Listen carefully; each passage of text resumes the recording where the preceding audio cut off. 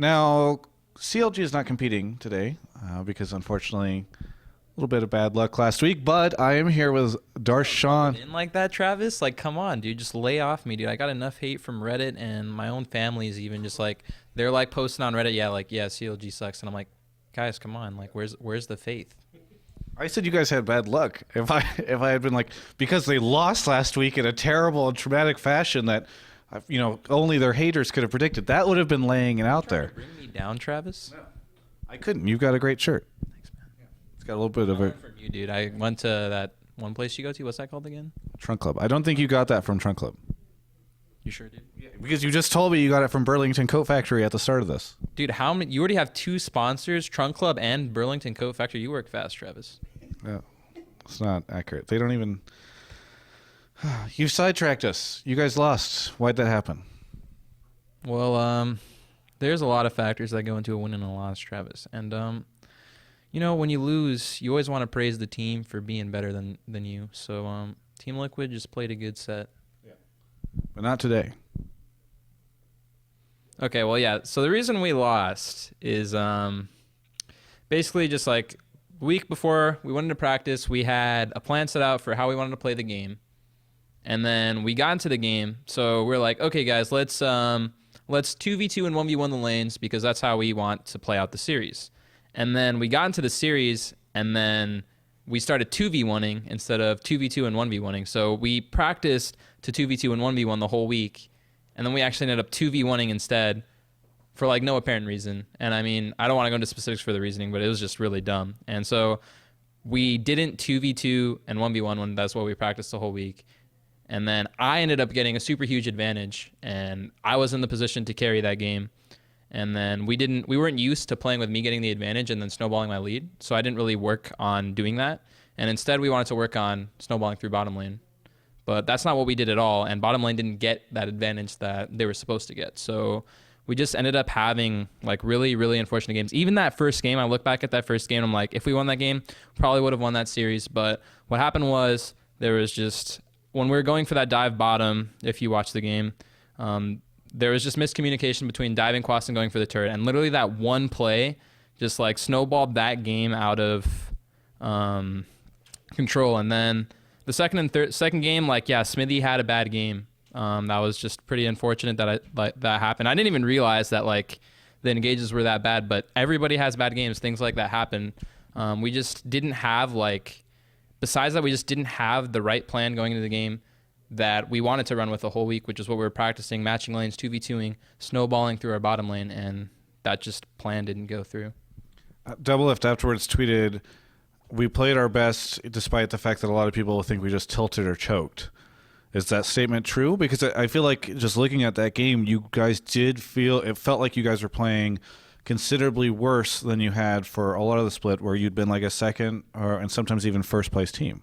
I mean, I definitely felt we were trying our hardest and playing our best, but definitely towards that game 3, like we were not playing as well as we could be. That game 3 was, we weren't all 3 lanes got solo killed at that point, and that wouldn't happen. Like you go through our regular series and I don't get solo killed. Our bottom lane doesn't get solo killed. Mid lane doesn't even get solo killed. Like we usually and that happened in that game 3, and you could tell that like nerves were definitely getting to us a little bit. I don't think we like tilted out of all control, but we definitely played like noticeably worse in that game 3. Games 1 and 2, I don't really think there was any like noticeable tilting. Like, yeah, there were some missed skill shots, but I think game 3 was the only game where there was a little bit of tilt. But besides that, I think game 1, we were playing pretty well, and then we just made that one misstep, and then we didn't play as well the games 2 and 3, and we're definitely like looking at those series. Like I feel very good about this team because as soon as we lost that 3-0, like people didn't like go off, on their own. Like, I don't want to talk about the game right now. Like, I'm depressed, guys. And it's like, no, we sat down as a team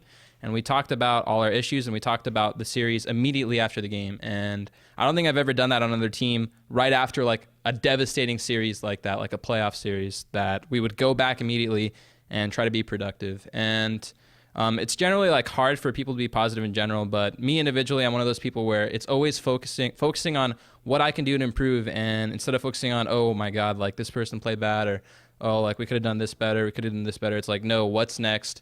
What's the bottom line? How can we be the best team in North America? How can we make it to Worlds?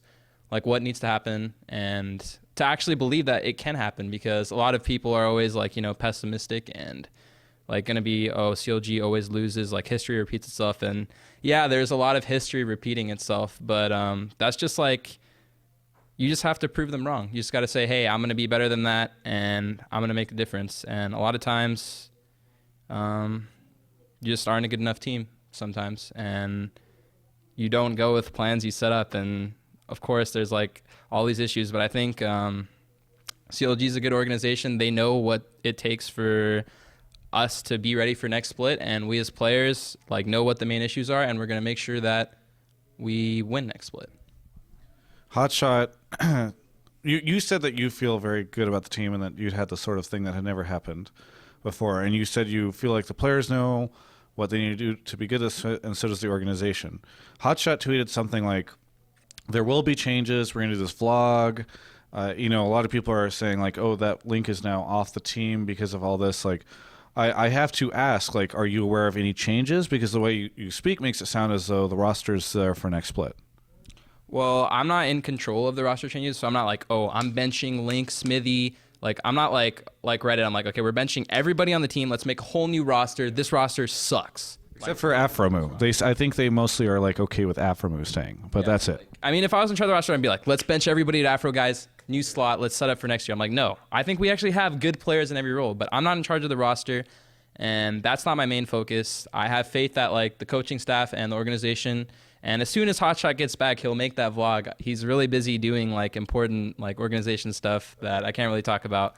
But they have the focus of us being the best team as possible. And I know Hotshot makes these promises, and I think he really wants it to happen. And he's really looking out for the best of the team. And it's just on the players and me individually. Like, my take is I'm just going to do whatever I can to be the best teammate, best player, and make sure we win. It's not about excuses. It's like, oh, we could have done this better. It's like, no, it's results speak for themselves, History, it's like, oh, Cloud9 always does well. TSM does well. It's a Cloud9 versus TSM final is what usually always happens. But I want to make that different. I want to be the changing factor for CLG. I want to make something better than what's always happened. And I can't really, there's nothing I can really say that'll be like, oh my God, Zion has shown me the light. I'm a CLG fan again. Golden age potential. Like, that's just not going to happen. Like, of course, we lost in playoffs. But what I can say is we've done well all split. We're first place, and we are a good team. I think we do have what it takes, but there's just things we have to learn and take from this playoffs, and things I have to do better individually to really show that. And it's just results will speak for themselves, and that's all I have to say. All right. I think that covers the CLG stuff about it as best as we can and as best you can speak to it. I do want to ask you, I mean, you were here all day as an analyst for the TL and Cloud9 matches. What did you think of the amazing, and kind of crazy turnaround by Cloud9? I mean, I already thought C9 was going to C9 was going to win the series, because I just thought that they're the veteran team.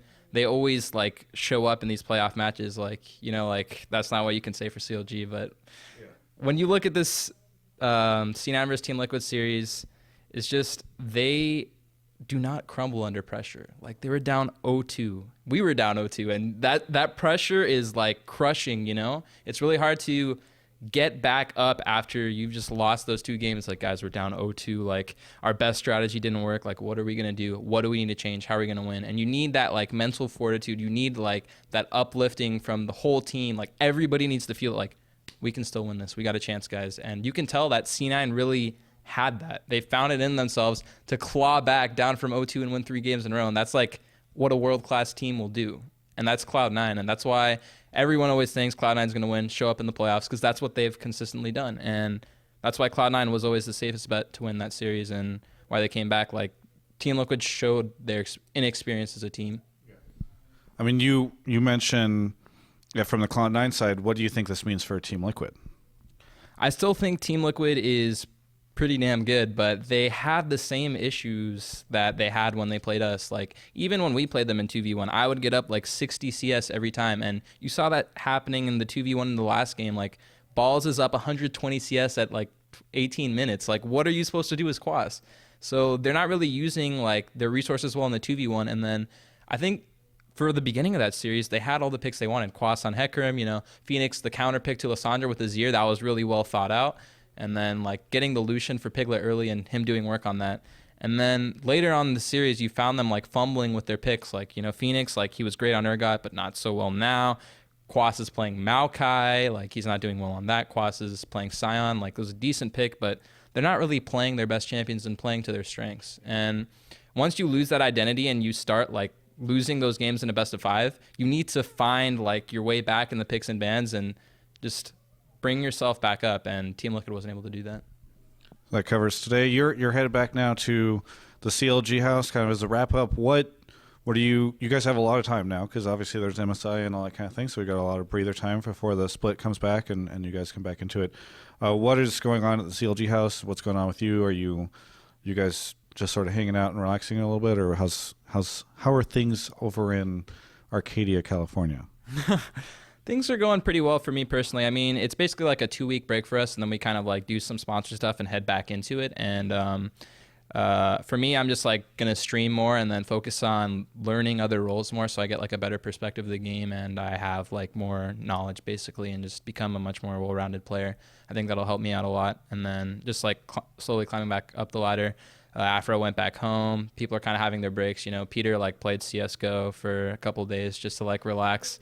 And slowly we're gonna get back into things. But for now, people like have their time to relax. Me personally, like I'm gonna like lay back a little bit, but I'm basically gonna spend as much time as I can possible to just having the right mentality and being the best player I can be when these summer playoffs go, because I don't want to have any excuses for this next split. I just want to win and do anything to make sure that happens.